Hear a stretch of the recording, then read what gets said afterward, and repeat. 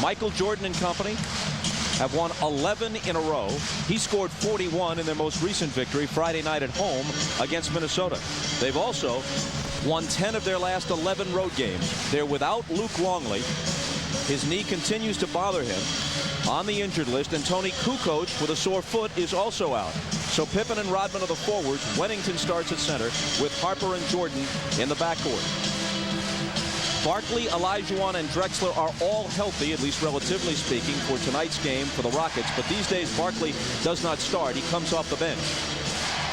Clyde Drexler with only 8 regular season games remaining, and then perhaps only a handful in the playoffs, since the Rockets will enter it likely as the 7th or 8th seed.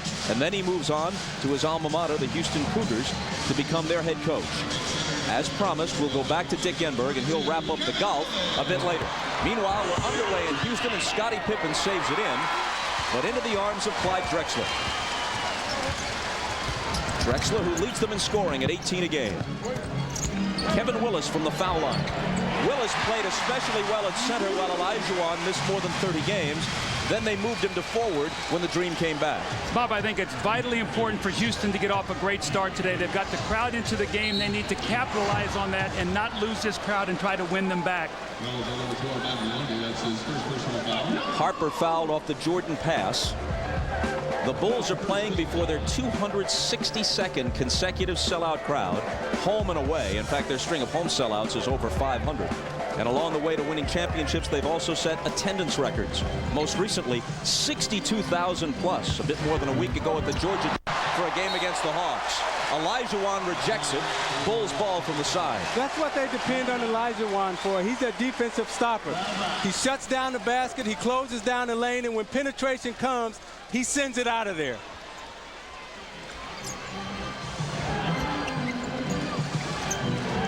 Here's Wennington starting for Longley. Pippen's jumper is long. And Drexler wins the battle for the loose ball. Ellie always a three-point threat, as is Maloney. Three-pointer's a big part of Houston's game when they're on. But they lose it, and on the turnover, back comes Chicago. Jordan's first shot is there. This is where the Bulls must strike against Houston. They have the speed, they have the quickness. They do not want to make it a half-court game. Take advantage of every opportunity they can before Olajuwon gets down the floor to anchor their defense. Out of bounds to Houston. Michael Jordan is averaging 28.5. Shaq had 35 today for the Lakers in an overtime win at Detroit. His season average is now at 27.8. It's not out of the question that Shaquille O'Neal could overtake Michael Jordan for the scoring title. Maloney for 3. He once made 8 of them in a playoff game against Seattle. Bob, you'll see Houston wear out the left side of the court today. Most of their players will be ran on the left side of the court, either for a three-point shot or a dump into the post.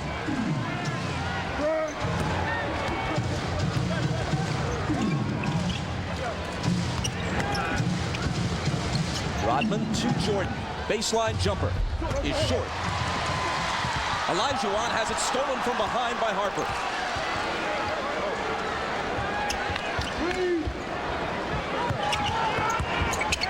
Harper's leaning jumper comes up short, and Olajuwon clears it. One of the things to watch for, the Bulls have historically shot very poorly in this building. They're 2-17 here, and they have not shot the ball well. They have not gotten off to a great start today. 1 of 5 from the floor thus far.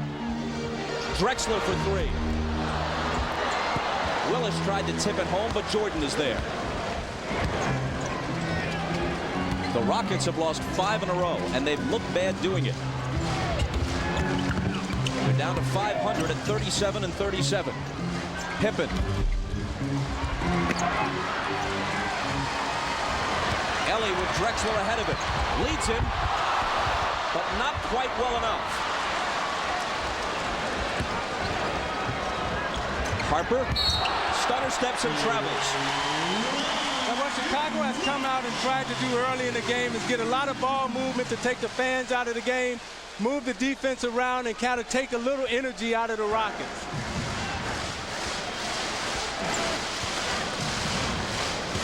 Houston lost at home to Golden State Thursday by 20 the next night in Atlanta. They were crushed recently at Miami and at Orlando. Rodman pulls in the miss. Comfortably in front in the rebounding battle, better than 15 a game. He'll win the title for the 7th time in his career. Bill Winnington must look for his outside shot. Olajuwon's going to roam defensively. The strength of Winnington's game is making some open shots. That's the one he's going to have to make right there. As you said. 5-4 Houston.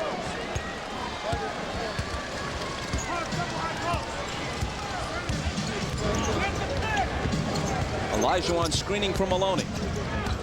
Now he gets it back and hits a 17-footer. Now Olajuwon will be able to take Winnington on the outside, put the ball on the floor and go up and get a shot. He'll be able to put him down on the post also, but he'll probably want to take him out on the outside and get that 15-footer. Pippen in traffic, thought he was fouled, no call. Misses the jumper, and as Rodman battles for the rebound, a whistle from Joe DeRosa working today's game with Bennett Salvatore and Jim Kinsey. Drexler's first.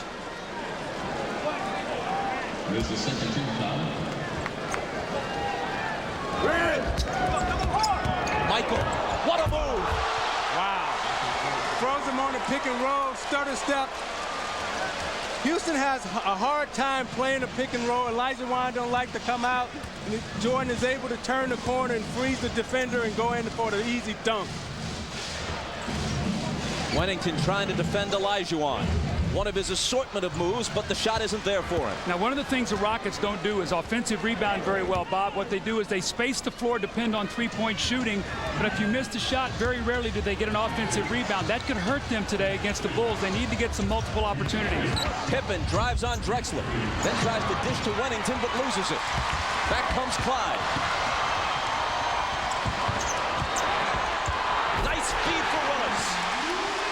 Boy, Drexler was all over that sequence. Houston is very good in transition. When they can get the ball off the glass, get it into the open court, that's what Drexler is the most effective. It's a good start, though, for Houston. They've defensively done a nice job, and they've got some easy baskets. There's Winnington once again with a little jumper. And Drexler with another rebound. Pushes it up the floor.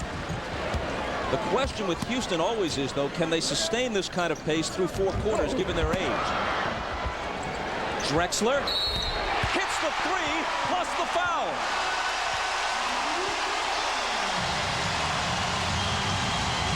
When we come back, Clyde will be at the line. Dick, thanks very much. Jeff Sleed of our NBC staff working today's game with Mr. Stats Elliot Kalb lives here in Houston and tells us that this is by far the loudest the crowd has been in this building for any game this year. Even with the Rockets struggling, when the Bulls come to town, any town, it has the feeling of an event. Drexler completes a 4-point play. And the Rockets lead by 7. Ellie trying to guard Jordan. Got a piece of it. And into the arms of Olajuwon.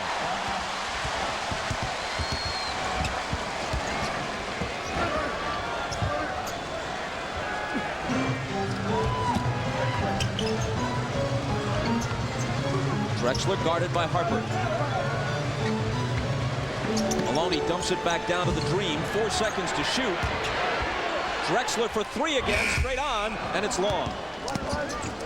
See, they got to be able to get that ball into Olajuwon in the post a lot deeper. Maloney has to be able to take that ball to the side and punch it in, so Olajuwon will have Winnington on his back so he can spin to the middle and shoot his little jump hook. Drexler with Pippen. Winnington open. See, once again, Olajuwon's going to track that ball, Bob. Wherever it is, he's going to go back there. He's the only shot blocker on this team. Winnington, if he will find the open area, will get a lot of those shots today. He's already 2 for 3 now. Now that's where you have to make the entry pass from. Drexler, another 3. This one spins out. Sometimes that three-point line seduces you into taking long shots. Drexler had an easy 15-foot shot there. This time it was Pippen who was seduced and comes up empty. See, I think you got to come quick post right now. Let Olajuwon get in there, try to get the ball to him quickly so you have enough time on the clock to play out of the double teams. Dream into the lane. Earlier in the season, Olajuwon was having a hard time coming into the middle off that knee injury, off the surgery that he had. He was uncomfortable coming into the middle, but now he's starting to turn into the middle more. Well, he's missed 33 games. His scoring average down to 16. Wennington again. Hakeem is a career 24-point-a-game scorer, and at his peak, he was around 27, 28. This year, a fraction over 16. All of their big three, Barkley, Drexler, Olajuwon, significantly down from their career averages. And Olajuwon is fouled by Wennington. Bob, let's take a look at this play right here. The ball's going to go into Olajuwon, and he's going to come into the middle, and you're going to see the three-point shooters, but you're not going to see any rebounding. So what happens is, if the shot is missed, there's absolutely no opportunity for the offensive rebound. That's one of the strengths of the Rockets shooting the three. It's also one of the weaknesses if they don't make the shots. Ellie cranks up a three. No luck on it. And Wennington has it.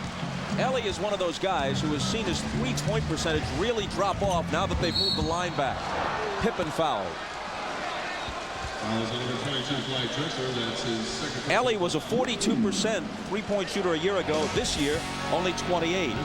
The significance of this game for Chicago. They're a game better than Seattle, a game and a half better than Utah. So every game of the remaining 8, and they play 8 in the last 14 days, and that could be wearying for them. Every one of those games could count. Every game counts for Chicago. However, I believe Chicago is so confident in their skills that it doesn't matter if they play on the road or at home. The one thing about having the home court advantage, though, if a team beats you or you beat out on the road, they have to beat you twice in their building. That's very tough to do. So with the Bulls, if you would have to beat them twice in the United Center, that'd be awfully hard, because chances are they're going to beat you on the road one time. Willis, his long turnaround, out of bounds off Pippen. A moment ago, Scotty's basket was his first after 4 misses from the floor. Barkley for the first time. Still a terrific rebounder, but not the scorer he once was, and he's down to about 30 minutes a game. See, I think he has to be aggressive today and look to score. No more of this passing. I think he has to look to put points on the board. Eddie Johnson misses upon his entry into the game. Pippen, quick turnaround. And Eddie Johnson will be 39 on May 1st. Scoops up the rebound. Scottie Pippen just cannot find a jump shot here to start this game. He's had great looks at the basket.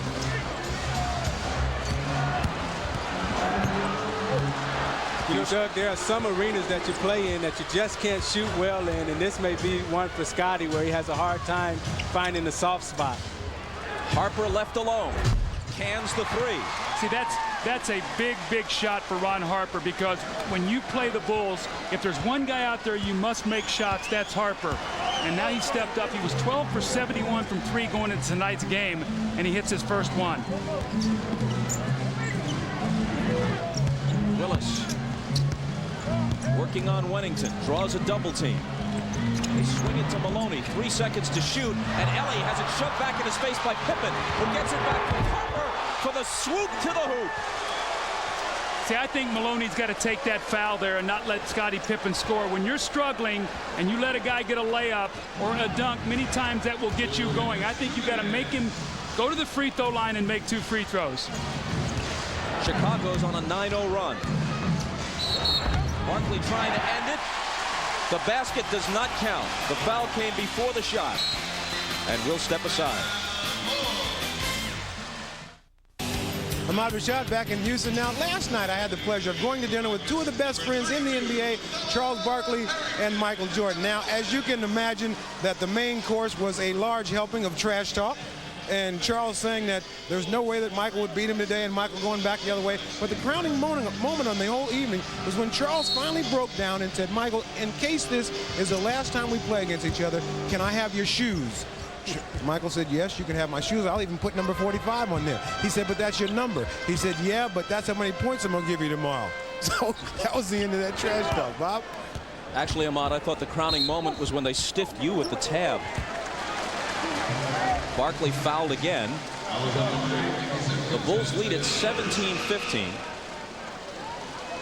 Steve Kerr has come in for the first time, as has Dickie Simpkins.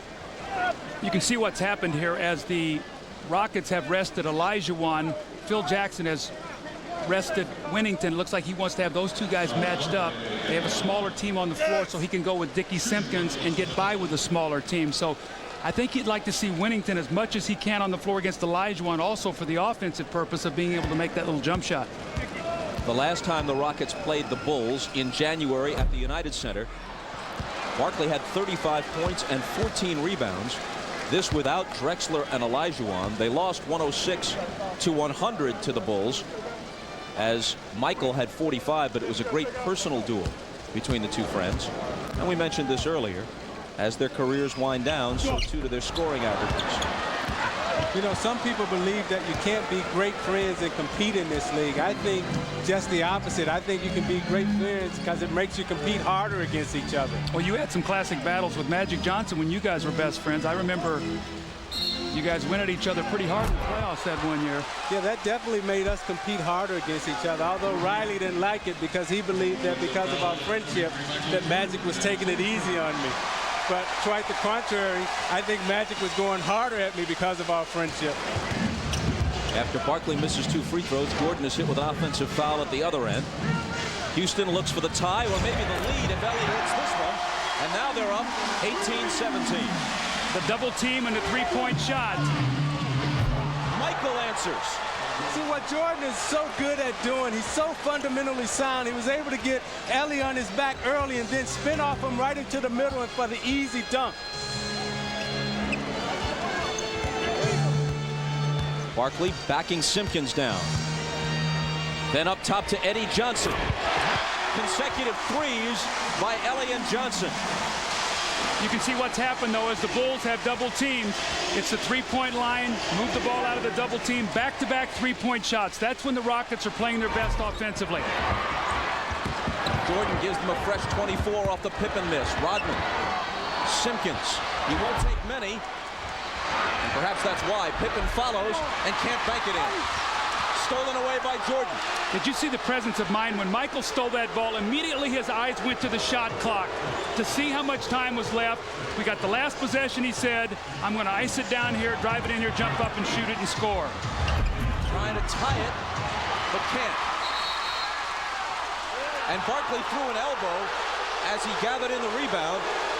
So with 1.9 on the clock, the Bulls will have it. Barkley leads the league, actually tied with Karl Malone in a dubious category, 24 technical fouls. You love the intensity that Houston has come out with. They're a team that was lacking energy. He was looking for the tee, and now he got it. And he's taken the league lead. Congratulations. But Barkley told us yesterday, and Clyde referenced to it also, that they didn't come out with a lot of energy. They didn't come out with a lot of passion.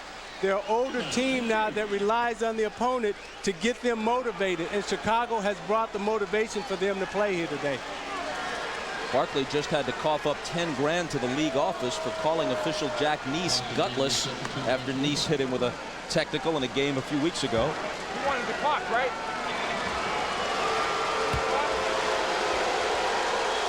Kerr, the logical choice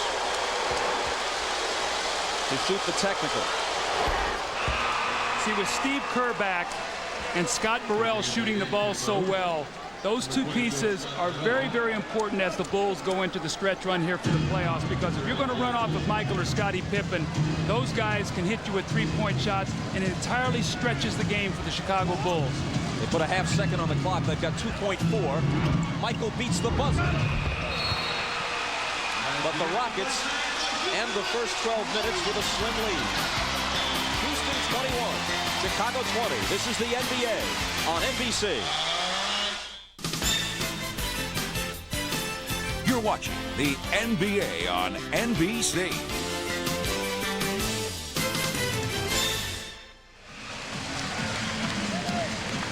Rudy T's Rockets had just the 6th best record in the West when they won their 2nd consecutive title in '95. They came from the 6th seed to do it, and that sparked talk here that perhaps they could do something similar this time, coming from the 7th or 8th seed. But Olajuwon, Barkley, Drexler, at this point they're star names, but not night in, night out the same kind of star players they once were. They're still very, very good, but they're past their peak. And even with all 3 of them in the lineup, Houston is 18-13 this year. That is not an overall championship pace. I think one thing, though, if you ask Rudy, and we talked to him yesterday about it, Bob, he was looking for that ray of sunshine with their defense. Defense is what won championships for them. He said, I'd love to see us start getting teams to 20-point quarters. Well, you know what? First quarter, the Rockets win it 21-20. Excellent defensive quarter. He has to be very pleased with that. Now can they sustain it over a four-quarter period of time? And to follow up on that, Doug, when the Rockets hold their opponents to 50% or lower, they're 30-13. But when the opponents shoot 50% or better, they're 7-22. Kerr with a steal. The second quarter begins with Jordan on the bench. Chicago trailing by 1. Scott Burrell can't change that. And Barkley has the rebound. Here's Brent Price in for the first time. Rudy T's trying to buy some minutes here with his bench. Othello Harrington hits with the lefty hook. He has to really be careful because he doesn't have a team out there that can score a lot of points. So this team must play excellent defense, not let the Bulls hit them with any kind of surge with Michael Jordan resting. But this is the group, Doug, that has to supply the energy. Pippen blew the dunk, but a whistle. Eddie Johnson hit with the foul. NBA.com is the best place on the web to follow your favorite team. Log on to NBA.com's Courtside Live for up-to-the-minute shot charts and live box scores from every game in progress.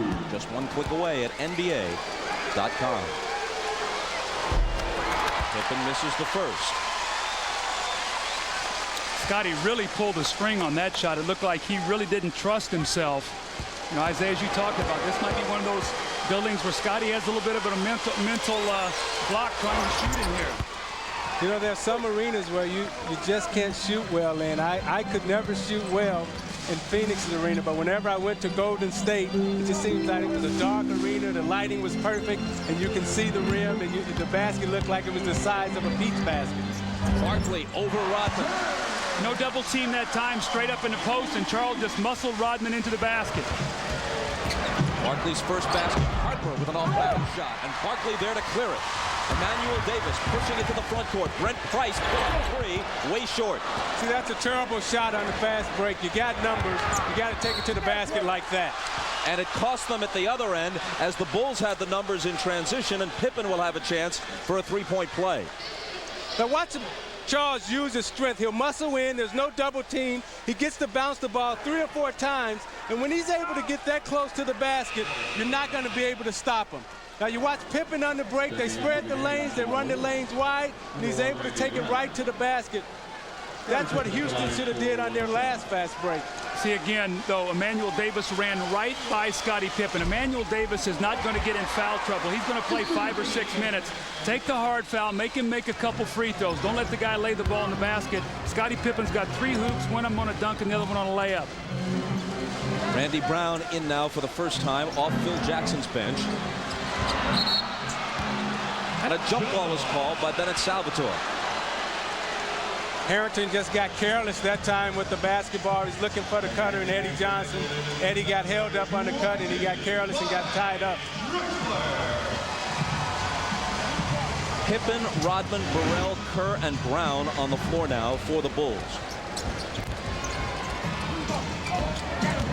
Pippen against Drexler, out of bounds to Chicago. Drexler has just checked back in. He joins Barkley, Johnson, Price, and Harrington. And now Othello Harrington will leave, and Akeem Olajuwon returns. Let's see how long Phil Jackson will allow Dickie Simpkins to play against Olajuwon, or if he'll match back with Bill Winnington.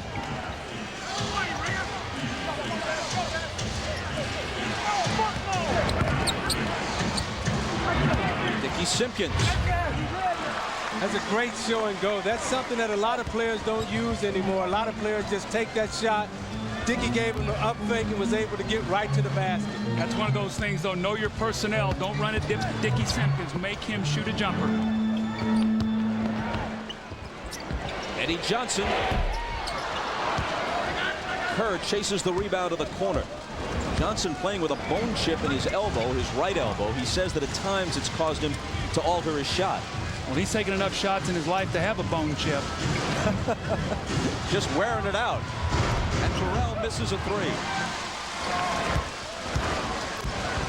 See, they have a fast break and they bring it up the side of the court. You got to take that ball to the middle of the court where you have options. The option in this case was a Drexler three. He had all kinds of time to line it up. See, when you keep the ball in the middle of the floor, you have the chance to use the left side and the right side of the court. As a guard, you can't bring that ball up the right side or the left side. You got to keep it in the middle of the floor. Simpkins feeling frisky. He's 1 for 3. So that's what you have to do. You have to make him shoot the ball. Barkley's rebound was his 6th. Johnson with a mismatch against Brown, who fouled him. Eddie Johnson at the line when we come back. 8:35 to play in the first half.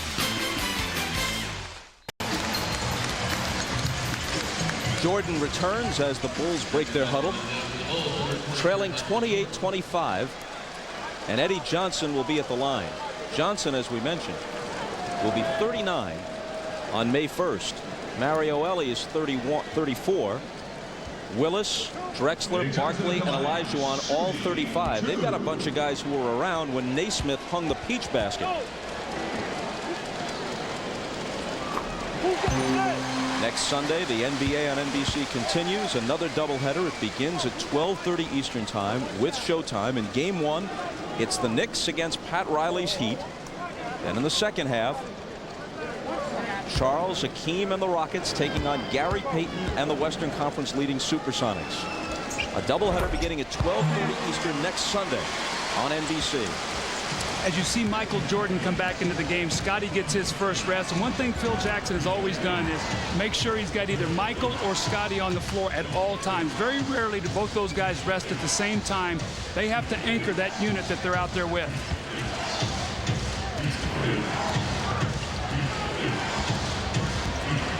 Jordan over Drexler.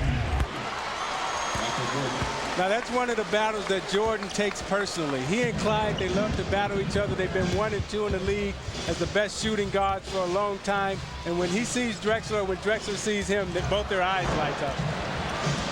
The pass for Olajuwon too heavy. And on the turnover, Jordan comes back. Pull up, and he's got 10.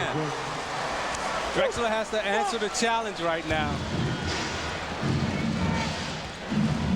Mario Elie covered Michael the entire first quarter. Drexler's got him now, and Rudy T wants a 20. The Rockets lead it 30-29 with 7:41 to play. And now they change their minds and make it a full timeout, leaving us an opportunity to show you these important messages. As the teams went to their benches a moment ago, here's Charles Barkley with a little love tap for Michael Jordan. You remember, Zeke, they were going at it that way in January at the United Center, jawing and bumping the entire game. I think that's great when two guys can play that hard against each other and compete and still come out and have fun. That's what the game is all about, and they display their love for it every time they play against each other. Barkley, short over Rodman. Charles more or less had his own way with Rodman guarding him in that game earlier this season, scoring 35. Again, one shot and done. No offensive rebounds, no second shot opportunities. And Price has the loose ball. Pulls up and misses short. Olajuwon with the bounce to Barkley, who tried to follow it and can't. Loose ball to Burrell. And finally a whistle as he's fouled by Price. See, that's just terrible guard play by Brent Price. Twice now he's come down and taken quick threes on little break opportunities and been short on both shots. See Winnington back in the ball game. Let's see if he stretches Olajuwon, pulls him out to open up that middle. Winnington misses an easy one in the lane.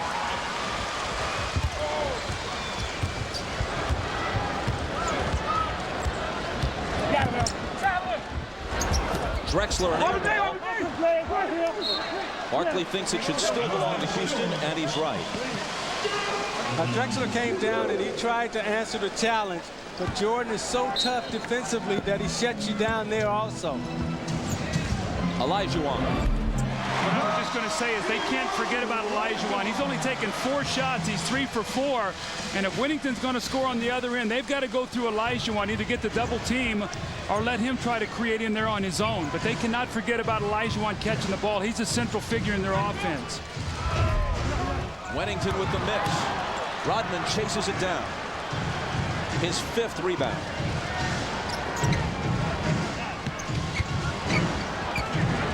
Rodman with a jumper.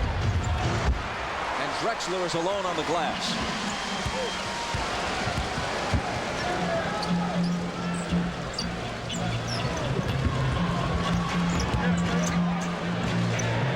Ellie with that set shot through. Inside, outside.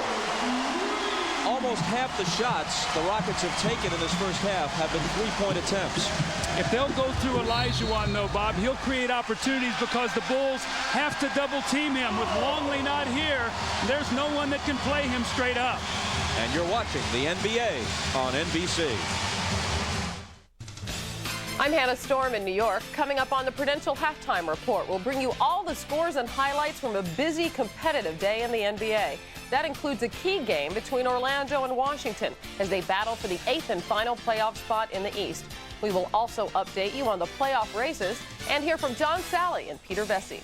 Right now in Houston, the Rockets lead the Bulls by 6 as we send you back to Bob Costas, Doug Collins, Isaiah Thomas, and Ahmad Rashad. Hannah, thank you. Speaking of the playoffs, realistically, how much trouble can Houston make for the likes of Seattle, Utah, or maybe the Lakers? I think Houston will have a hard time. Whittington from Jordan. I think mentally they believe that they can turn it on once they get to the playoffs. But if you don't do it throughout the course of the regular season, it's very hard to turn it on through the course of the playoffs. And I think if they meet Utah or Seattle, they're out, 3-0 or 4-1 or 3-1. Olajuwon with a variety of moves on Whittington at the other end. Last 3 possessions, they've gone to Olajuwon. He's gotten him a 3-point hoop, and he scored.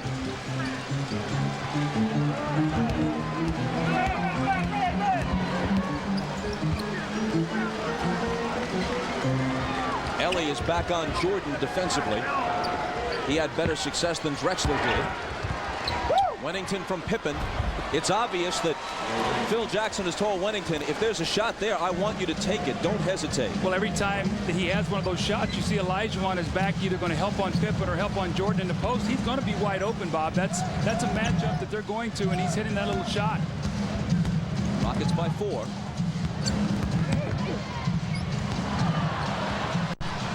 Out of bounds to Chicago. Suppose Longley is somehow hobbled early in the playoffs. What kind of problems does that pose for the Bulls?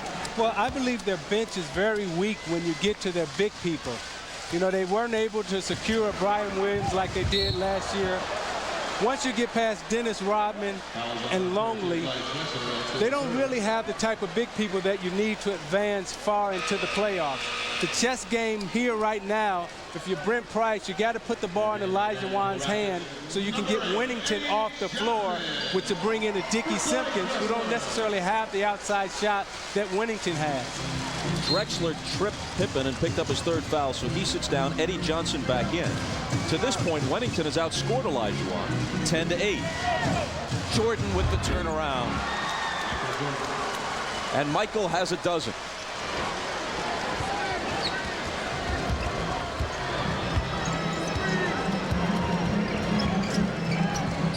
Rockets lead, trimmed to a basket. Back to 4 as Hakeem breaks into double figures with that basket. Now, why that play was so successful, Eddie Johnson was able to get the ball to Hakeem in the scoring position.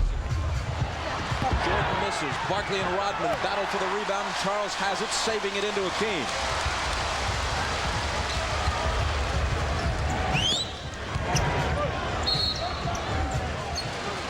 A whistle and a foul on Whittington trying to defend Hakeem. Just take a look at this play. The double team, and then Michael kicks it back out. He forces Barkley to get back out of the double team and then throw the ball right back into him. Isaiah, if you're going to double team the post, you cannot let the ball come back to the passer because that guy has to get out of the double team. Now when it goes back in, the double team cannot get there, and Michael punished him in the post. You cannot let that ball come back out to the passer. How about Jordan being smart enough to kick it out and then repost and get a little deeper? Olajuwon. Barkley follows, but the foul is on Barkley. See, if I'm Olajuwon right now, I am so disappointed at the passes that I'm getting inside the post. Eddie Johnson was the only one to make a nice pass to him. Everyone else who passes into, see, look how far they pull him off the post. They pull him way out there where he has to turn around and take a shot. You got to be able to put that ball inside where Olajuwon can use his moves in the 3 to 5 foot area. You can't throw him the ball and pull him off the post into the 10-foot area. So with the Bulls down by 4, Lubara Dickey Simpkins hits the first of 2. Bob, this last 3:13 is where the Bulls are the best team in the league at making that surge at the end of the half where you control the entire half and they hit you with about a 3-minute little spurt and go in with the lead. Let's see if they can do that today. If they do, they'll crush the spirits of Houston because Houston has outplayed them up to this point in time. Willis is back in for Barkley. Kerr going for the steal, but Price protects it.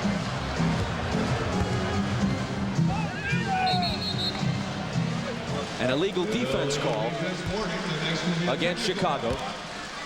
Just a warning. No shots until you're hit with your second during the course of the game. Obviously, you cannot double team the post unless the player has the ball. That time, Dennis Rodman went down and got to Olajuwon before the pass was made.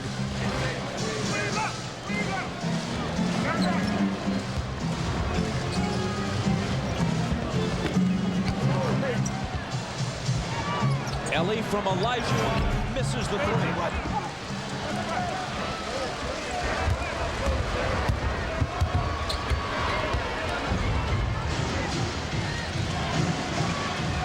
Olajuwon can be more active with this group because Dickey Simpkins will not shoot the jump shot. He will try to drive, however, and he draws the foul. Foul on number 34 for Olajuwon. That's his first. Now tonight, after the game, it's Dateline. Then Cindy Crawford and William Baldwin star in a non-stop thrill ride, it says here. The network television premiere of Fair Game. 9 Eastern and Pacific, 8 Central, NBC tonight. The foul was on Olajuwon, his first.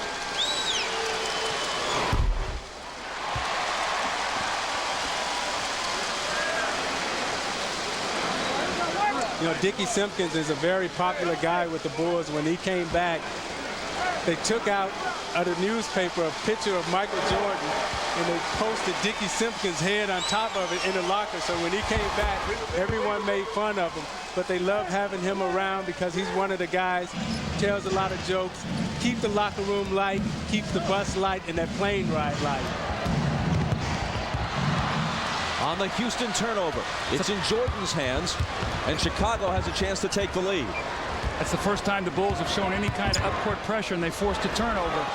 Michael with 14, and Chicago in front 40-39.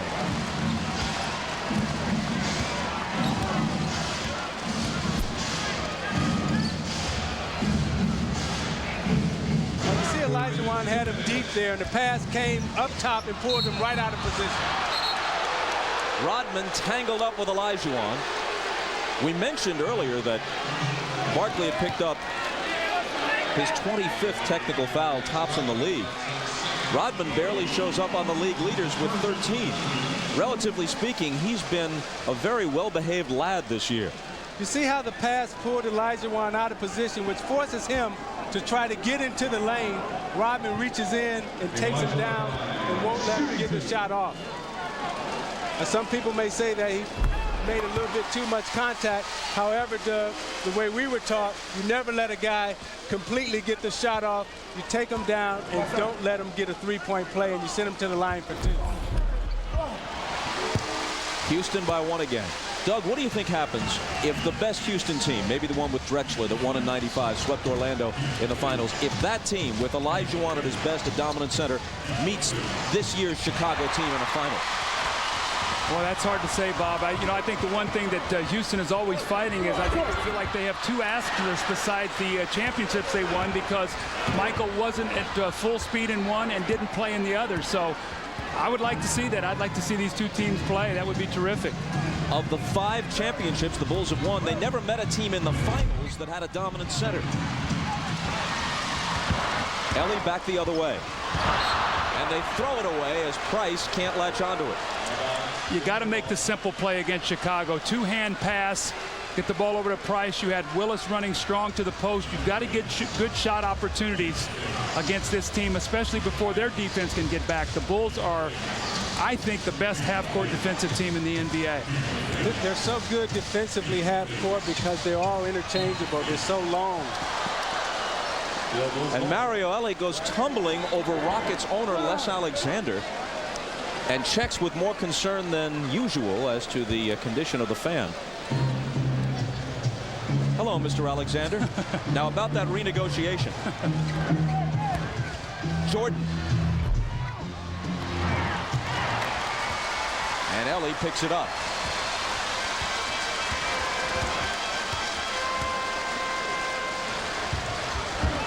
Now he has him deep. That's where you got to get the ball to him. Right there.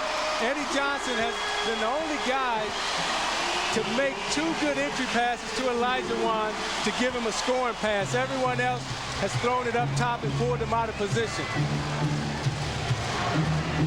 Olajuwon ties Jordan for game high with 14, but not for long. They're in a 2-for-1 situation. Let's see if they get a quick shot up here. It's going to be a 20-second timeout. 20-second timeout, Rockets. Let's watch 2 of the best ever. Olajuwon's last hoop, and then Michael. See, the most important thing here is the feed. He seals him, gives him the target. Eddie Johnson puts it right into his right hand where he can wheel into the middle. Jordan on the other end, watch the fake. He'll give him the fake, turn and the fade, and the elevation. These two have been battling for a long time. 2 of the 50 greatest to ever play. Olajuwon, the dominant center in all era. Jordan, the dominant player in all era.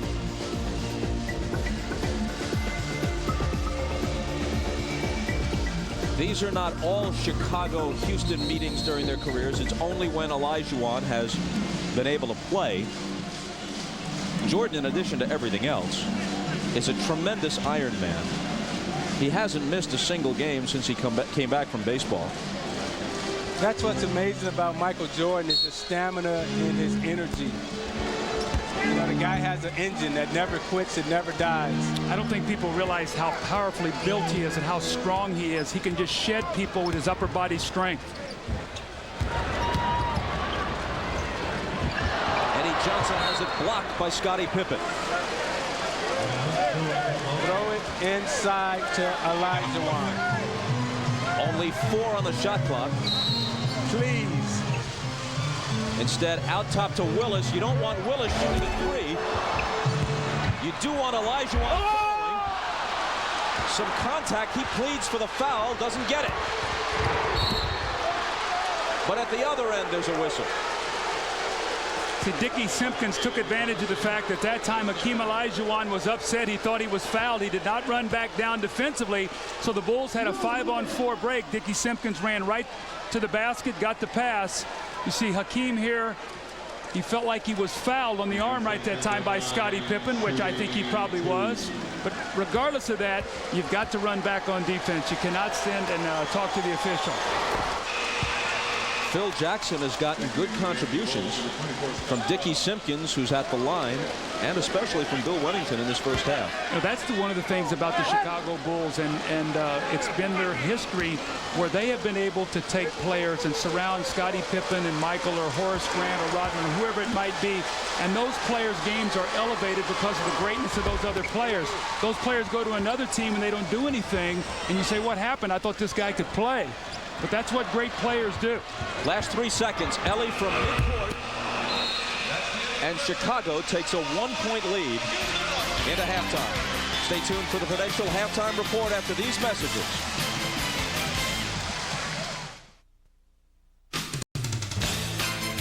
This is the Prudential Halftime Report, brought to you by Prudential, bringing strength and stability to America's families through insurance, healthcare, real estate, and financial services.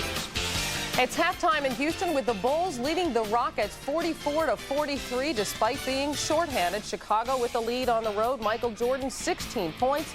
Hakeem Olajuwon leads the Rockets with 14 points and 8 rebounds. Hi, everybody. Hannah Storm along with John Spider Sally and Peter Vesey will get their playoff thoughts in just a few moments. But first, the NBA scoreboard, starting with a game seen earlier here on NBC. The Lakers and Pistons from the Palace of Auburn Hills. They took it into overtime. But early, with the Lakers behind, teammates Rick Fox and Eddie Jones were bickering. Grant Hill, playing with a sore back, nonetheless posted his 27th career triple-double. 18 points, 16 rebounds, and 12 assists. But the Lakers came back from a 16-point deficit at halftime. Jones, driving for 2, gets the foul. Three-point play ties the game up. They go into overtime. Shaquille O'Neal puts back the Jones miss to give the Lakers the 1-point lead. Shaq finished with a game-high 35.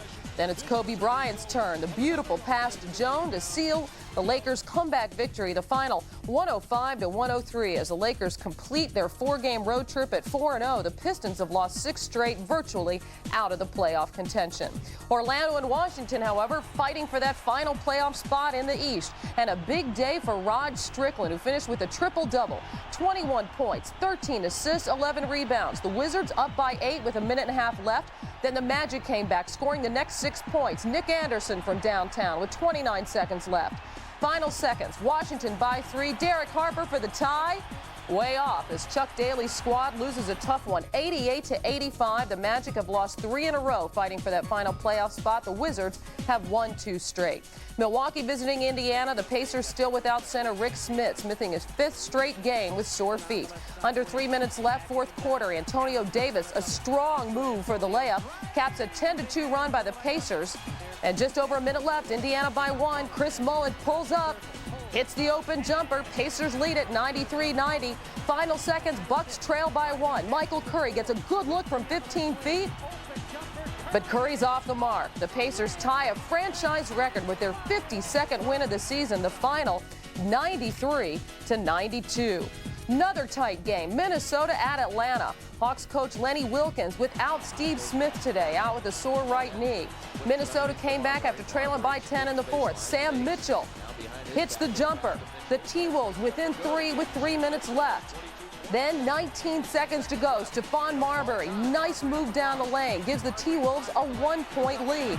And the Hawks have one last chance to win it. Dikembe Mutombo tries to hook one over Kevin Garnett, but it falls short. The Timberwolves hang on and win it. Another 1-point final, 97-96. Sam Mitchell led Minnesota with 22 points. And the Clippers at Cleveland, Bill Fitch's Clips fell behind the Cavaliers 12-0 and then rallied in the second quarter. Lamont Murray, 23 points on the afternoon as the Clips led by 10 at the break. In the 4th quarter with the score tied at 85, Sean Kemp, back from the 1-game suspension, spins his way to the basket, gets the bucket and the foul. Kemp with 10 of his 25 points coming in the 4th quarter. The Cavaliers win it 94-93. They have now won 10 of their last 12 games. The competition heating up. So far today, no game decided by more than 3 points. The regular season ends 2 weeks from today. Never too soon to take a look at the playoff races as they are shaping up. And if the playoffs started today in the Eastern Conference, here's a look at the way things would be. Charlotte and Atlanta, the 4-5 matchup, perhaps the most intriguing in the first round, Peter. Well, the Hawks started the season as the NBA's hottest team, winning 11 straight, and the Hornets have been one of the hottest teams over the last month. And for the Hornets to go anywhere worthwhile in the playoffs, Glenn Rice is going to have to be the one to expand his game. He's got to be more like Mike. He's got to go to the offensive boards. He's got to assume the defensive position. And, Hannah, he's got to be much more than just an outside shooting all-star. Meanwhile, the most emotional matchup in the first round has got to be that between the New York Knicks and the Miami Heat after last year's brawl in the Eastern Conference semis. Yeah, I wouldn't want to be on the Miami Heat right now. For one, your front line is all banged up. 2, you have no Ike Austin. And 3, the Knicks are out for blood. and something to prove because of last year. And perhaps, just perhaps, Patrick Ewing coming back for the playoffs as well. Meanwhile, the race for the 8th and final spot in the East is going down to the wire. The Wizards beat the Magic today, as you just saw moments ago, and they pulled within a half a game of the Nets. The Nets have a tough schedule down the stretch, though. 5 of their last 8 are on the road. In the Western Conference, if the playoffs started today, here's a look at that picture. The Houston Rockets and the Seattle Sonics set to meet in the first round. Houston, a veteran team. They have folks on that team that have won championships. In a 5-game series, could they be dangerous, John? They can be. I would say Seattle was used to being a team that falls apart during the playoffs, and Houston is known as the team that steps up during the playoffs. This being Clyde Drexler's last year before he goes on to become the coach of Houston, I think they're going to do one, or win one for the Gipper. Win one for the Win one Glide. for the Gipper. Meanwhile, the Spurs and the Suns, Notre Dame reference there. The Spurs and the Suns, the 4-5 matchup, and the Suns, despite the fact that they're a small team, managed to beat San Antonio 3 out of 4 this season. That's right. In 2 of those 3 losses, David Robinson averaged 12.5 and shot 30%, and he didn't play the other game that they lost. So for them to go further than the first round, David Robinson has got to step it up. For all the success that he's had throughout his career, he's only taken the Spurs past the second round once. Tight race for the best record also overall in the NBA. And right now, the Chicago Bulls lead that by a game over the Sonics. Should it come down to this, they do own the tiebreaker against Seattle, but they do not against the Utah Jazz. The Bulls are 0-2 against Utah this season. Bulls, when you look at the winning percentage of remaining opponents, figure to have the toughest schedule down the stretch, their toughest game being a home game against Indiana a week from tomorrow. What about Utah? The Jazz also have a real tough schedule. They finish in Phoenix and against the Lakers, so the team that's fighting for the overall best record, but also the best record in the West. Very difficult way to finish. Finish out on the road like that. And when we return, we'll talk about the first half in Houston between the Bulls and Rockets. But first, a message from Prudential and a word from the NBA.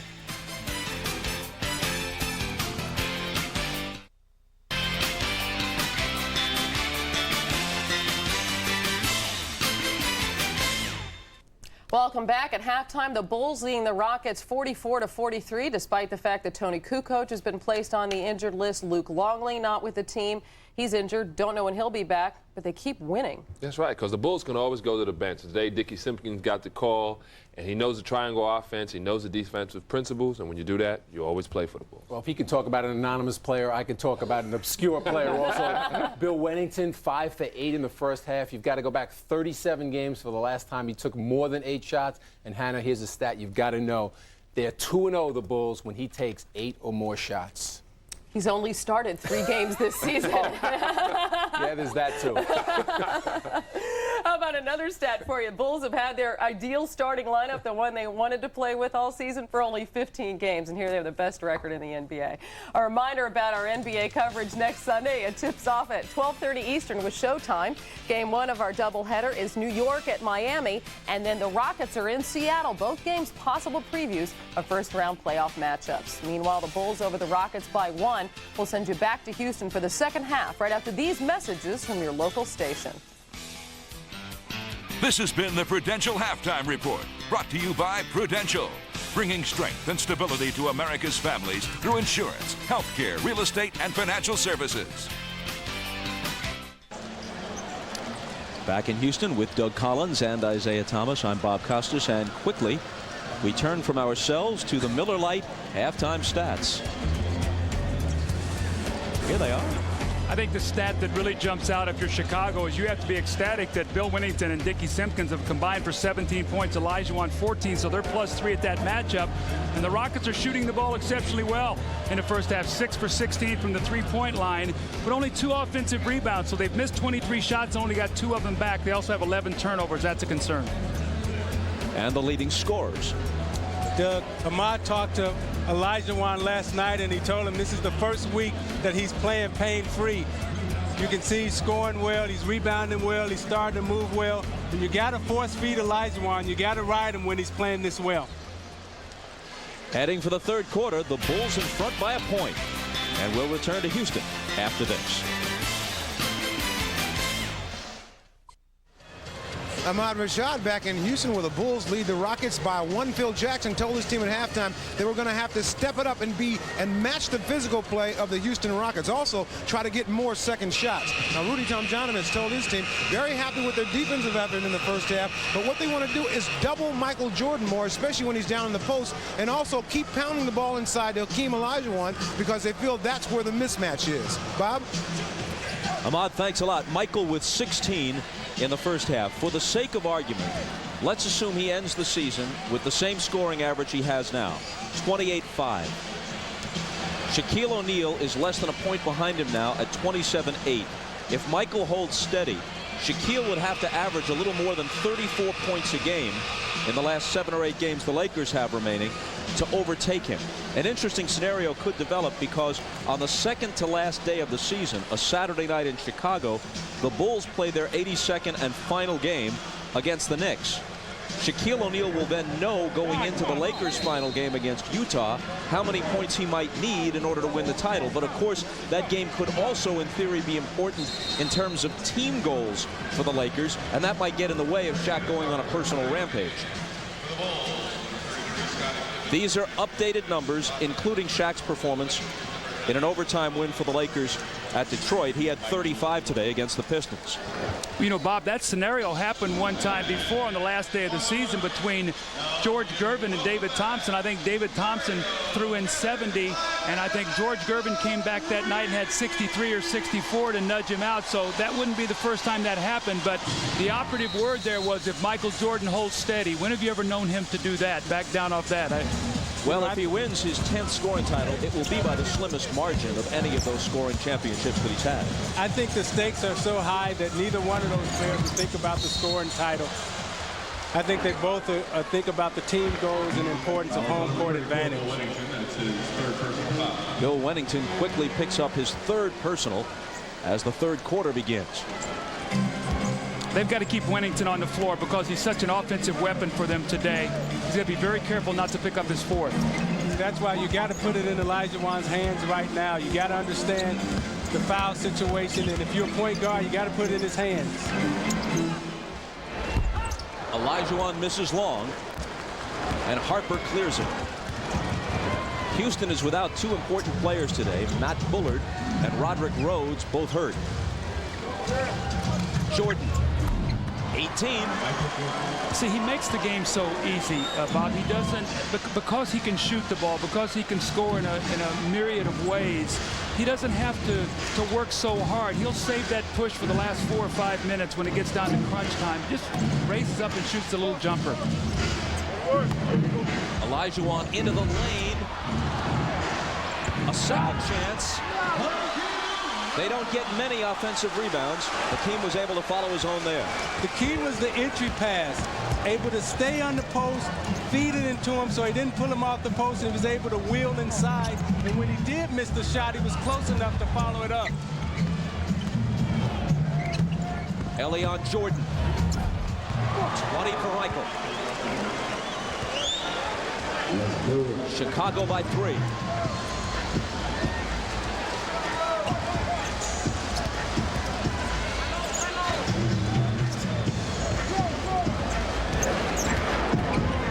Olajuwon, a nice pass to Drexler. It was nice movement, nice back cut by Drexler. But the key, Olajuwon again, putting it on the floor and attacking, drawing the defense. Every time he gets the ball, he has to attack Wennington in some way. Rodman. No luck for him.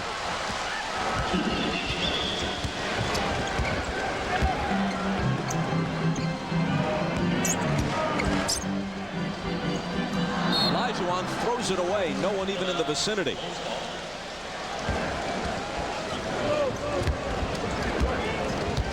Chicago by 1. Harper. He's averaging almost 10 points a game. That's his highest as a Bull. Of course, there was a time with the Cavaliers and the Clippers when he was the main option, and he was a consistent 20-point scorer. The Rockets have come out of the locker room with a lack of energy. They got to pick back up the energy where they left off at in the first half and get back to work. And Willis is fouled by Harper. watch Michael Jordan's last 2 baskets. He catches the ball, just takes an easy look, jumps up, makes the jump shot, doesn't have to expend too much energy. This time he catches it in the post. Now they want to double team him.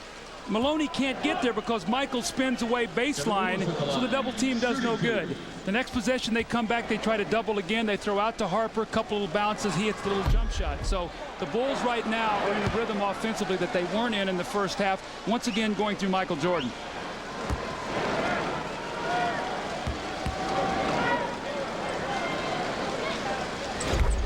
Willis cuts it to 2.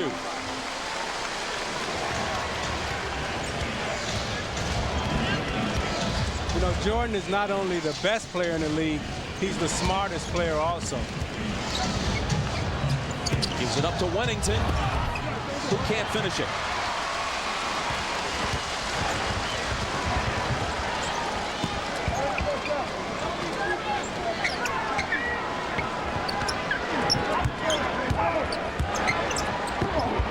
Olajuwon's pass for Ellie, can't handle it cleanly. Now he winds up hoisting one from the corner that goes in and out. See, Chicago has no shot blockers on the floor. They're seducing Houston into taking those 3-point shots. They got to put it on the floor and drive it to the basket. Jordan given room on the baseline, and he has 22. But what you missed there about the footwork, I mean, he started to come out and take a little dribble handoff from Wennington. The guy jumped out and he back cut him and just take the little shot. What was there with the jump shot? That was beautiful, but he makes it look so easy. Into the lane, Ellie, fouled by Michael. Watch Michael Jordan here. You see Mario Ellie, and Michael's going to go like he's going to get a handoff. Boom, a little back cut, gives him a little shove, steps back and shoots the jump shot. How easy it is for the great ones.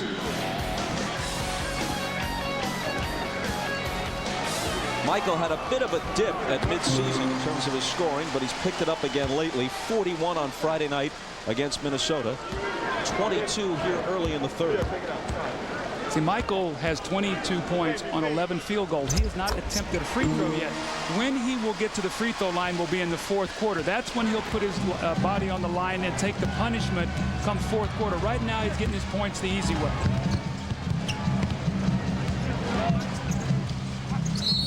Wennington fouled by Willis, who grimaces knowing that he gave up a cheap foul.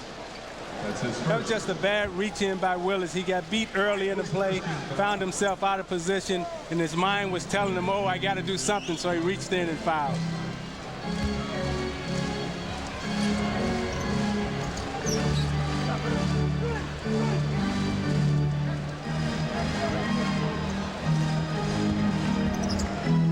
Michael stumbled a bit, gathers himself, gets it back from Rodman, but rejected by Olajuwon.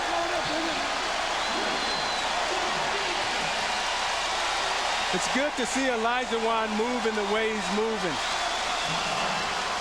He gets beat here, and he gets back in time to block the shot. A month ago, he didn't have that movement. That is so typically Michael Jordan. He felt he was fouled on Olajuwon's block. And look at him. He's still griping about it. So the second he touches the ball, he has something for everybody. For the officials, for the opponents. Here, take that. See, that pass, Maloney had to take that ball down to the baseline. Olajuwon had Wennington sealed on his back. Maloney's supposed to drive that ball down to the baseline, make the little bounce pass into Olajuwon for the layup.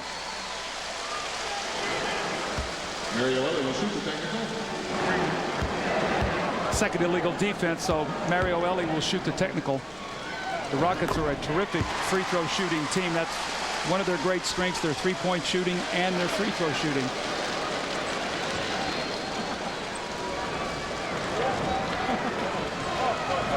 So the Rockets draw to within 3 at 54-51 and keep the ball. Drexler with the dish to Olajuwon, and Pippen arrives with a great defensive play. The help and recover of Chicago, they're so quick. One man steps up to help. Scottie Pippen's back to recover. That's called trust, and that's developed through years and years of playing with one another. I've got yours, you help me, I'll help you. Olajuwon. Drexler Clyde brings them to within 1. He has 11.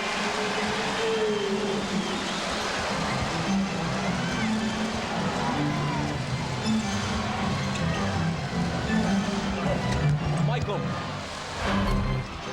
He's hit 5 of 6 and scored 10 of their 12 points in this quarter. You got to double team him now. You got to double team him, triple team him. You got to send the whole team at him now because Doug, he's hot. Well, Rudy will have a chance to think about it. Miller Genuine Draft presents even more basketball. Hakeem Olajuwon has been terrific today for the Rockets. You see him with great post position inside against Bill Winnington. This time the double team. He kicks it out to Mario Ellie for the 3. The inside pass again. No double team. Olajuwon wheels into the lane. His knees are feeling good. They're going inside outside. Olajuwon is looking better than he's looked in about the last 3 weeks. And in recognition of this look inside the game, Miller Brewing Company will donate $1,000 to the Thurgood Marshall Scholarship Fund.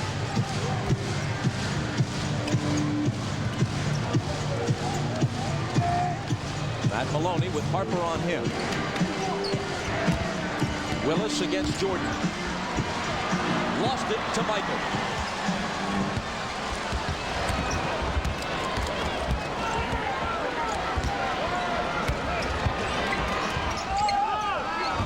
Harper hits the 3.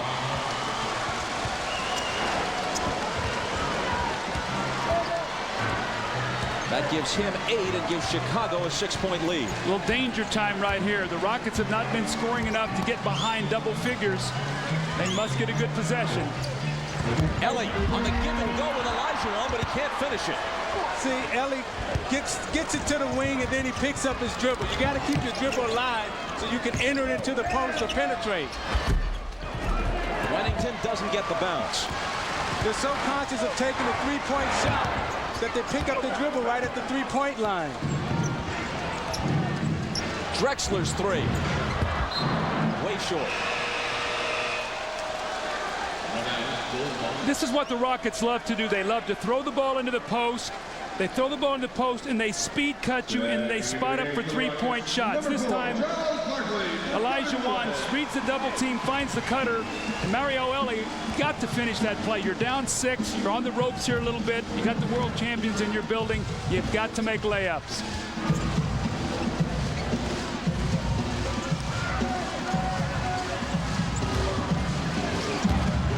Michael slithers into the lane, but comes up short. Drexler sprinting back against Winnington. Doesn't quite get the roll. Claims he was hacked on the shot. We got to give Ron Harper a lot of credit. He sprinted back and really got a piece of that shot. Michael got inside Olajuwon, but the shot spins out. Olajuwon behind the back to Barkley. And that was a perfect fast break. Put the ball in the middle of the floor, you centered it in the middle, you made one pass, you hit the trailer, and you got a layup for Barkley on the backdoor pass. Barkley playing off the bench has just 4. In his own words, I'm not a great player anymore, I'm just a good player. Pippen, who remains a great player. Jerry Krause, don't let that guy get out of Chicago. You got to keep Jordan and Pippen together.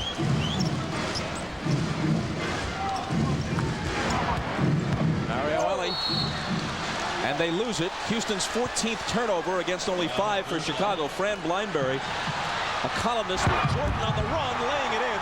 Columnist for the Houston Chronicle, likened the Bulls' tour through the league as something like a group of rock stars, that's been mentioned before by others, calling them the NBA's version of the Beatles, and saying that right now, Jerry Krause is playing the role of Yoko Ono, breaking up a popular collection.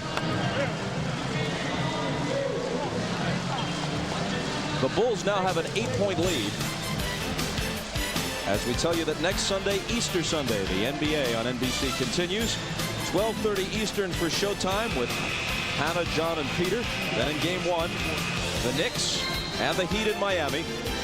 The 3 of us will be in Seattle for the second half of the doubleheader, these Rockets and the Sonics.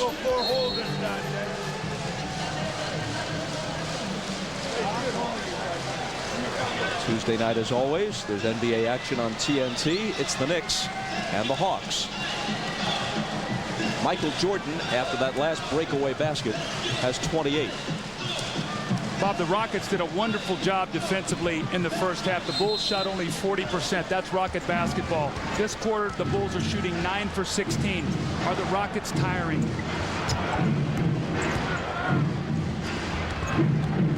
Ellie running one-handed is good. Now, he learned from the last mistake he made. He had the same shot and he tried to pass it and he got the turnover. This time he took what the defense gave him.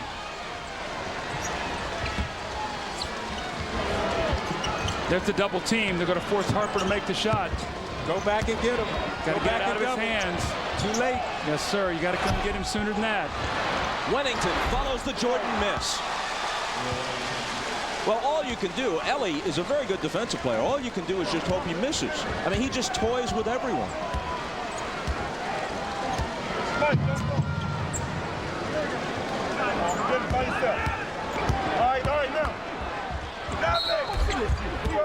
Barkley is fouled.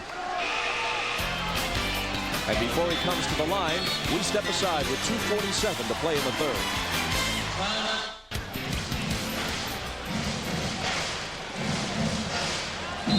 Michael on his own has just about equaled the total of 3 of the 50 greatest players of all time.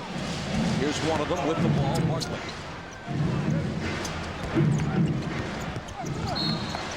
And another Houston turnover.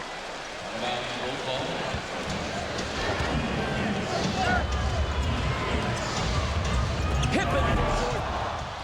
He goes to the left hand and it spills out for him.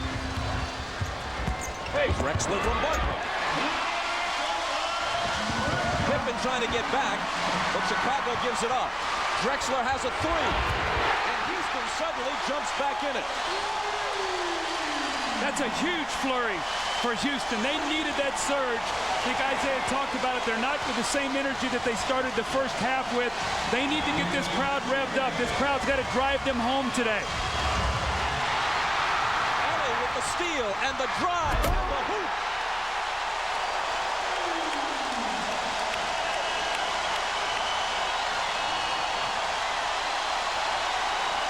Just like that, a one-point game.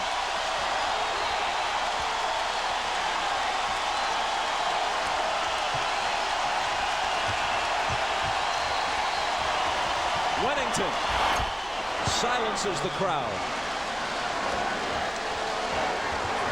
Having a big guy that can step out and shoot the ball, Doug, like that is such a weapon because you're always going to get a good shot down court because the center's not going to come out. Well, tell me about it. I had Terry Mills, who was one of the best shooters in the NBA, and it was a nightmare for opposing big guys because big guys don't like to cover out on the floor. They like to play in the paint. Willis misses the jump hook and then fouls trying to retrieve his own miss. There's the great steal by Ellie on back-to-back steals. One with the 3 this time, Ellie with the dunk, and Houston once again alive, and it's done with their defense. Ellie says he learned to play tough defense years ago at Golden State, guarding Mitch Richmond in practice every day. But even Mitch Richmond doesn't prepare you to guard Michael Jordan.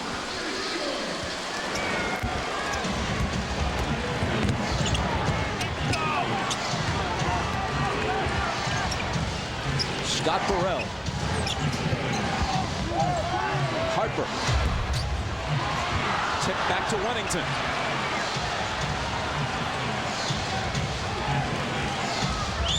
Pippen getting a breather here.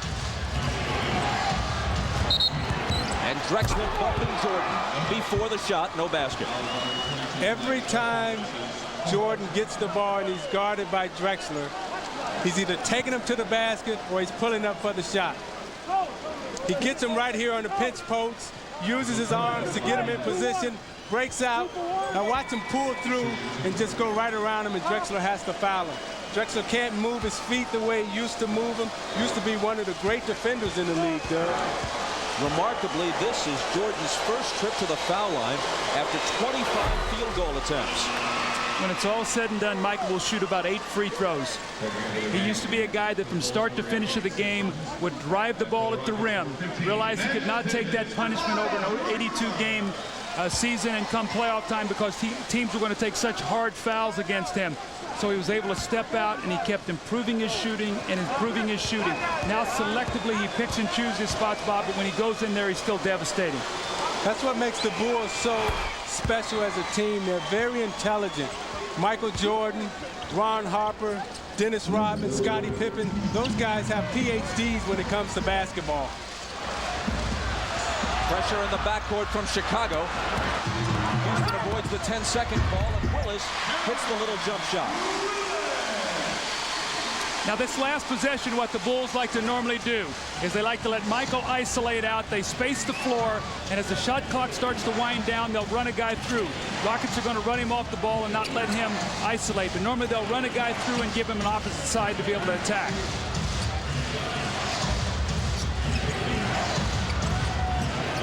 Seconds to shoot. Jordan Willis. Rodman runs it down. And Burrell hits the last shot of the quarter. That's why Dennis Rodman is so big for you, to track down loose balls, offensive rebounds, and give you a chance to make a big shot. Emmanuel Davis from beyond half court.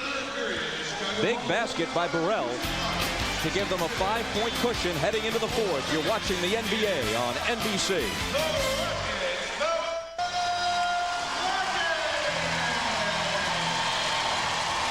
Houston had gotten to within 1. Chicago opens it up again to 5 as we start the fourth. I think here's the real key right here. Points of the quarter. After a good job in that first half, they give up 27 points in the third quarter. And one of the real keys was the offensive rebounding. After only 3 in the first half, they had 4 in the third quarter. Gave him that big shot at the end by Burrell to push the lead to 5. Offensive foul on Dennis Rodman. It's his 4th. Michael opens the fourth quarter on the bench, but not for long. If you're just joining us, the Bulls are without Kukoc and Longley. Tony with an injured foot. Luke on the disabled list with an injured knee that's been bothering of late.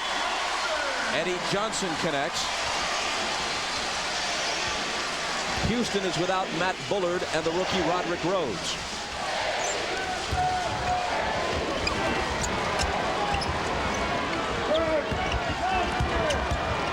Randy Brown dishes to Burrell, deadly from there. He has been a real key for this team during this 11-game winning streak. He started out the year really struggling with his three-point shot. Over the last 24-plus games, shooting over 40% from the three-point line. He could be huge for them come playoff time to give them another shooter. Johnson again. Good again.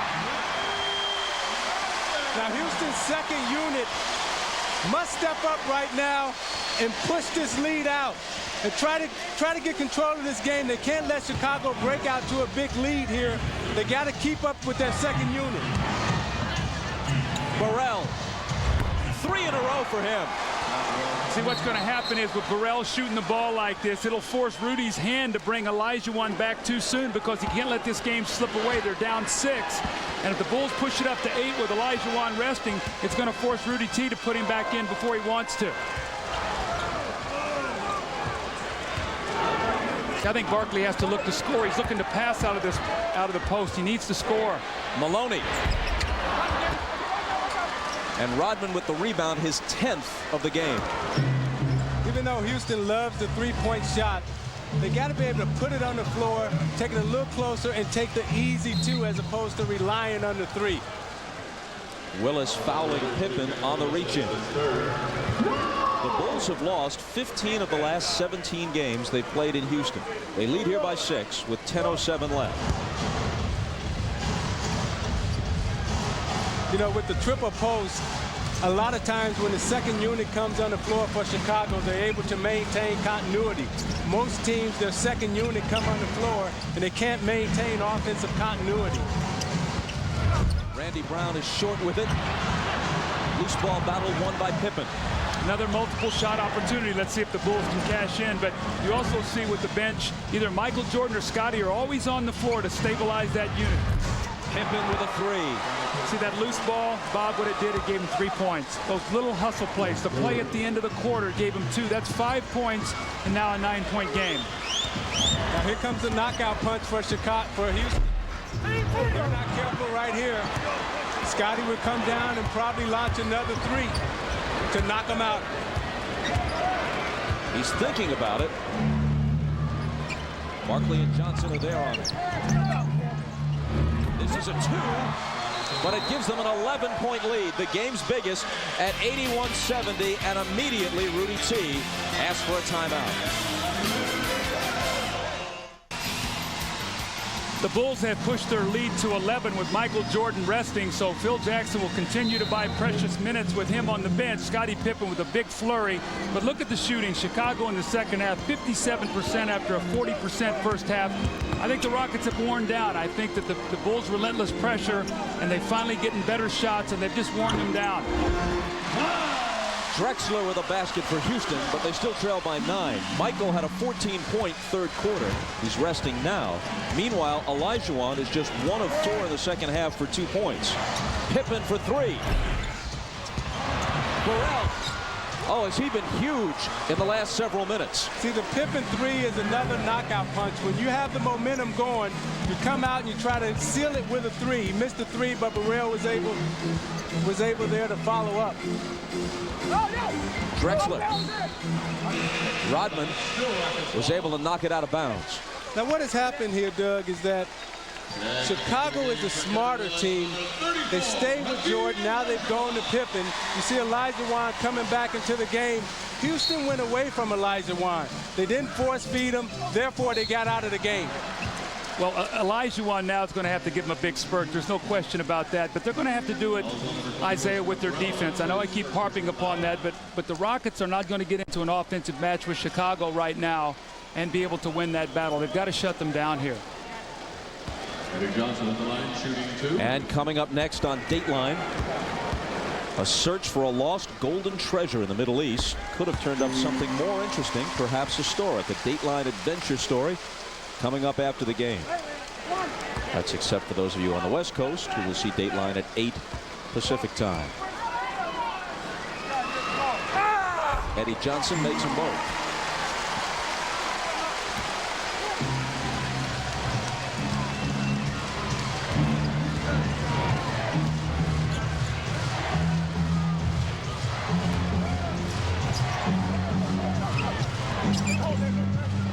Burrell feeling it. He's hit 5 for 5 in the second half. The 3s are the knockout blows. Chicago by a dozen. Expanding the lead without Jordan. And a steal by Randy Brown. Burrell on his left. Maloney cuts him off.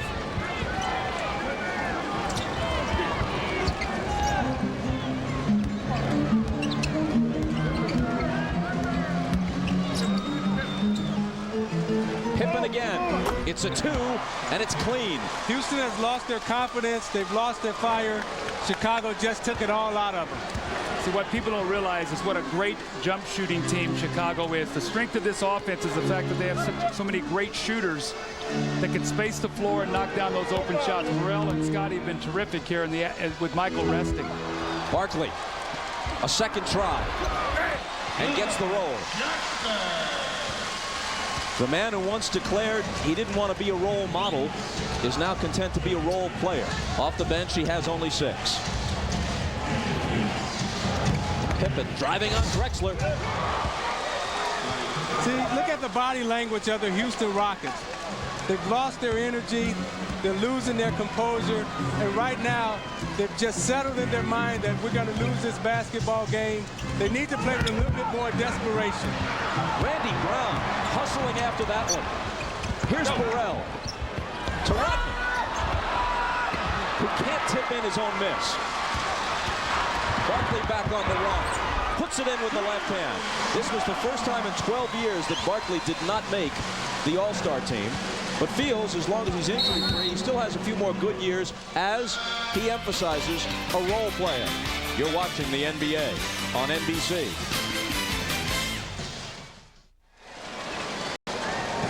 After sitting out nearly the first 6 minutes of the fourth quarter, Michael Jordan returns. He's already exceeded his average of 28.5 with 30 points so far. See, Chicago's got a lineup right now that could play in the 6'5" and under league right now. They've really gone small. Burrell, who has been nothing but big in this second half. That's the killer in Chicago. Not only do they knock you out, now we're going to bury you.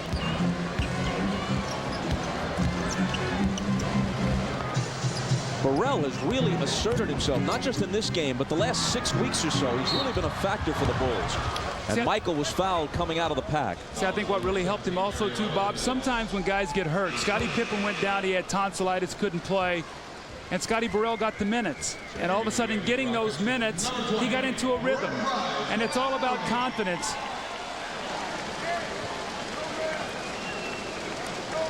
You know, this guy coming out of high school was a fantastic baseball pitcher, Bob. There was a lot of question whether or not he was going to go be a Major League Baseball player.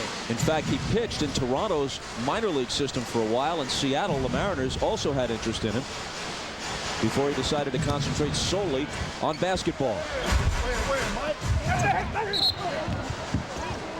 Off Michael's miss, Rodman can't save it. So I guess Burrell and Michael can compare baseball notes on a long flight.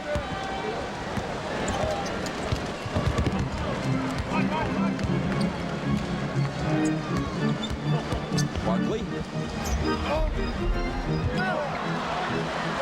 And Rodman with the rebound, which is his 11th.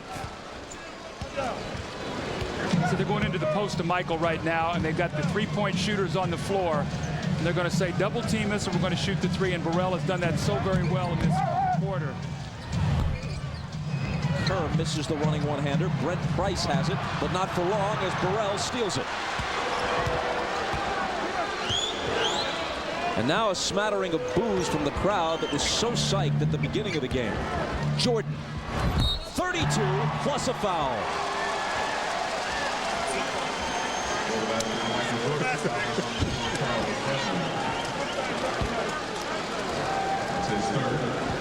Dennis Rodman was very fortunate. I thought he got away with a little bit of a moving screen, but Michael gets right behind it, and Charles Barkley jumps right into him. And see Rodman excited. You know, the one thing that's really special about this Bulls team, amongst many things, is, you know, they have a group of guys who really love to play basketball. And I think it brings energy, it brings excitement, along with their greatness. But, you know, they're such an energetic team. That's the key to their longevity. That's why Rodman and Jordan can come out at age 35 and 36 and lead the league in rebounding, lead the league in scoring, because they really love what they're doing. They're not doing this for money. They're not doing this for show. They like to come in and play basketball on a Sunday night or a Sunday afternoon or a Tuesday or Monday. What about Wednesday and Thursday? They would do it then, too. There you go. Kerr missing on his specialty. He's the all-time leader in three-point accuracy in league history. Drexler denied by Burrell. See, look at him fight. Burrell, Rodman diving out of bounds, fighting for the loose balls. They're up close to 20 points, and they're still giving the effort on every single play. You know, Isaiah, this team has gone through a lot of injuries this year. We talk about the Rockets' injuries, but when you talk about Longley being out, Pippen being out, Kerr being out, Kukoc being out, the constants have been this season is the brilliant job that Phil Jackson has once again done with his team, but the indomitable spirit of Michael Jordan that just wills his teammates to, regardless of the situation, that they're going to win. They're not going to find a reason to lose, but they are going to win. Perhaps without the spring in their legs at this point, Olajuwon, Barkley, and Ellie all miss. I felt that they got tired, Bob. I thought they played a very emotional, a very good first half. And my concerns going into that was, were they going to get tired? And I think they just got worn down in the second half, Isaiah. Yeah, they got worn down, but that just shows you how great Jordan and Rodman is and what type of condition they're in, because all the guys that you're talking about, Doug, they're all the same age. Burrell. That's his first miss of the game. That's one of those heat check shots right there, Bobby. You want to find out just how hot you are. Drexler to the left hand. Nice move. The future coach of the Houston Cougars now has 20.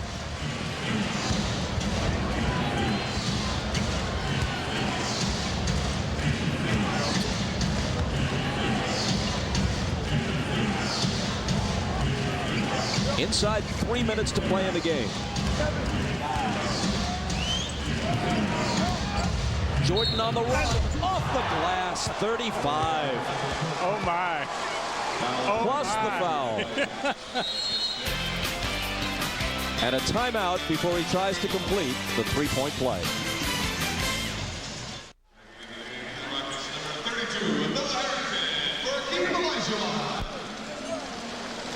Dennis Rodman has played every minute of the game to this point. Jordan at the line trying to complete a three-point play. He's a 79% free throw shooter. That's a low figure for him, but his mark has been on the rise since midseason. Think of it this way. If Shaq made even around 60% of his free throws, he'd already have the league lead in scoring without doing anything else. Rodman knocks it away from Drexler. Jordan has 36 now, answering the 35 that Shaq put on the Pistons earlier today. And don't believe that Michael didn't know that either. It's a team game and he knows that, but he's going to get a few here at the end. Shaq dropped 50 on the Nets the other day to serve notice that he's looking for that scoring title. Othella Harrington misses. Ellie from Barkley with that set shot of his, no good. Gets it back from Drexler. He was fouled and the basket counts. Mario Ellie now with 17. He and Olajuwon, the only significant players left who were parts of both of the championship teams in '94 and '95. Next Saturday at 4 Eastern, NBC Sports presents the International Team Gymnastics Championships. Former Olympian Blaine Wilson leads the American squad against world power China. And the always tough Romanian team will also be there. That's the International Team Gymnastics Championships next Saturday on NBC. Three-point play for Ellie.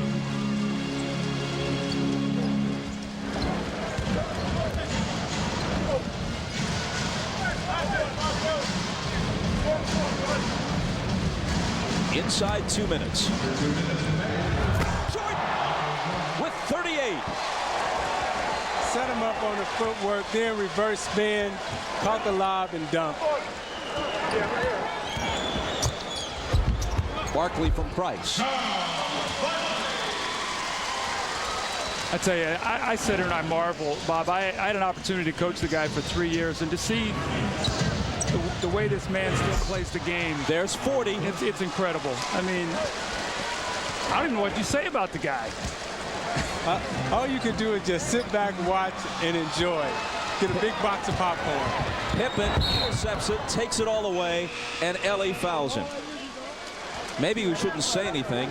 Maybe we should just look at it and savor it. Now, did you see him set him up on the reverse? Fake like he was coming up. He and Scotty made eye contact. That's why you got to keep Batman and Robin together.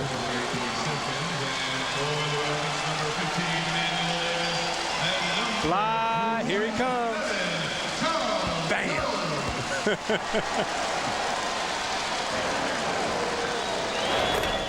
And the amazing thing, you look at him, he's not even tired. He's not even breathing hard. But, you know, that's because he's expanded his game so much, Isaiah, that he doesn't have to fight defenses anymore. He takes what the defense gives him, and great players do that. They learn to expand their games so that they have weapons, more than one, and Michael has got them all. You know, post up, jump shooting, three-pointers. Kerr fouled Price intentionally so that play would be stopped and Judd Bushler could get into the game, along with Keith Booth, whom they've just put back on the active roster.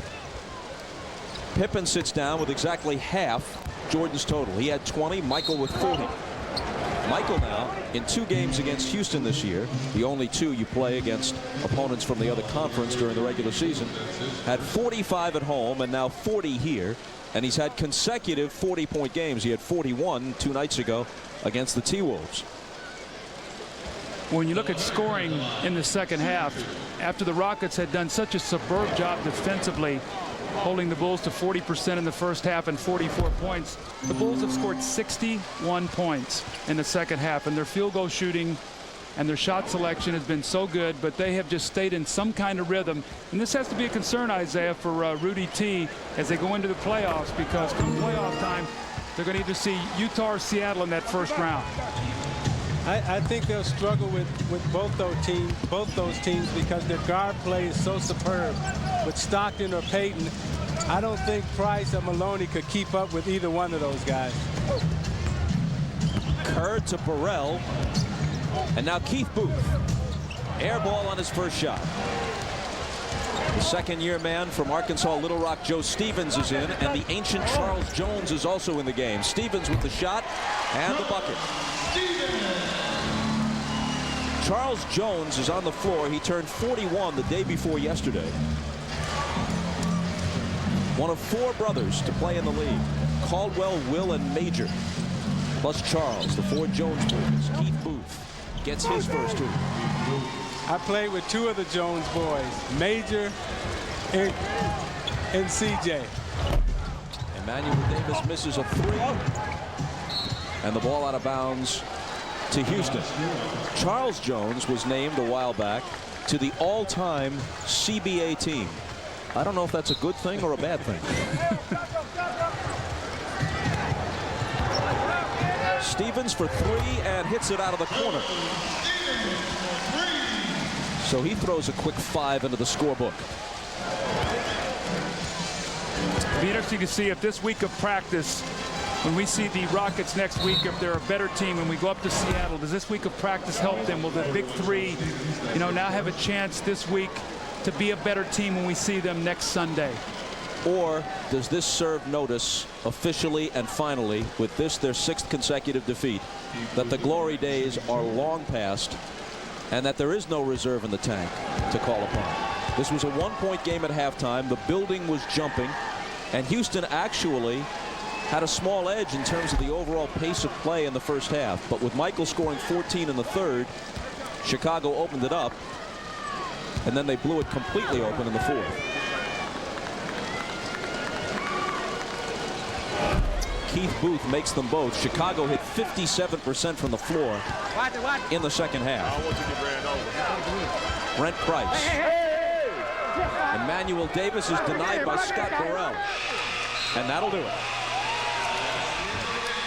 When we come back, Ahmad will talk with Michael Jordan.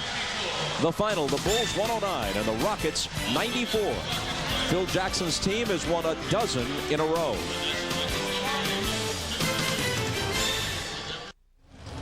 Ahmad Rashad back in Houston with Michael Jordan, who just scored 40 points in this contest. And Michael, it seemed to me that Houston played you pretty tough the first half, and then in the second half you guys seemed to turn it on. I think we got a good feel for them. I think last time we faced this team, they didn't have Drexler, they didn't have Olajuwon, and and Barkley's coming off the bench this time. So I mean, it was a different feel for us, and I think after the first half, we made adjustments, and they didn't make adjustments, and I think that was the difference of the ballgame. Games like this have to be a little bit tough for you guys. Playing a team like this is certainly going to be up for you. Yeah, I think we're playing a veteran basketball team, and we both are old in terms of team.